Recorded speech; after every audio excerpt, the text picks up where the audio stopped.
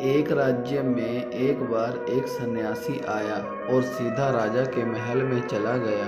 उस सन्यासी के वेशभूषा को देखकर राजा के किसी भी सिपाही ने उसे अंदर जाने से नहीं रोका।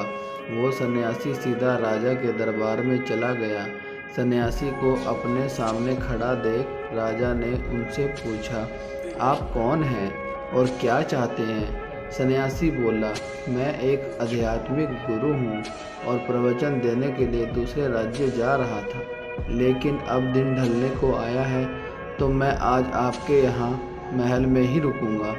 रात बिताने के लिए बस थोड़ी जगह चाहता हूँ। सन्यासी की बात सुनकर राजा बोला, ये एक राजा का महल है, कोई विश्राम स्थल नहीं। जो आप यहाँ रात में रुकना चाहते हैं, आप बाहर जाइए, वहाँ रहने की आपको कोई ना कोई जगह मिल जाएगी। सन्यासी ने राजा से फिर प्रश्न किया, महाराजा, क्या मैं जान सकता हूँ कि आपसे पहले ये महल किसका था?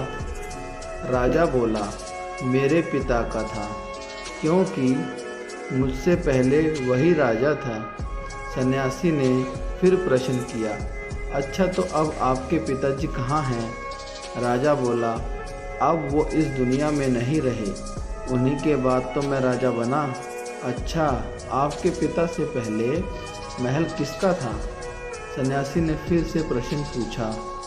राजा उनकी बात समझ गया और हाथ जोड़कर माफ़ी मांगने लगा।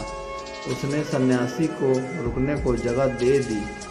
राजा को अब गुस्सा आने लगा, लेकिन फिर भी उसने शांत होकर जवाब दिया, मेरे पिता से पहले ये महल मेरे दादाजी का था और अब वो भी इस दुनिया में नहीं है। अब सन्यासी बोला, ये जगह जो ना कल तुम्हारी थी और ना ही तुम्हारे जाने के बाद ये किसी और की होगी। इस संसार में लोग कुछ ही समय रह पाते हैं और फिर चले जाते हैं। जहाँ हम अपना समय बिताते हैं वही हमारा विश्राम स्थल है। ना तुम इसे अपने साथ लेकर जा पाओगे, ना ही कोई और। बताओ, ये महल एक विश्राम स्थल नहीं है तो और क्या है? राजा उनकी बात समझ गया था और हाथ जोड़कर माफ़ी मांगने लगा। उसने सन्यासी को रुकने को जगह दे दी। तो दोस्तों, कैसी लगी आपको ये कहानी? उम्मीद है आपको पसंद आई होगी। YouTube चैनल को सब्सक्राइब कर दें ताकि आने वाली वीडियो आपको सबसे पहले मिले।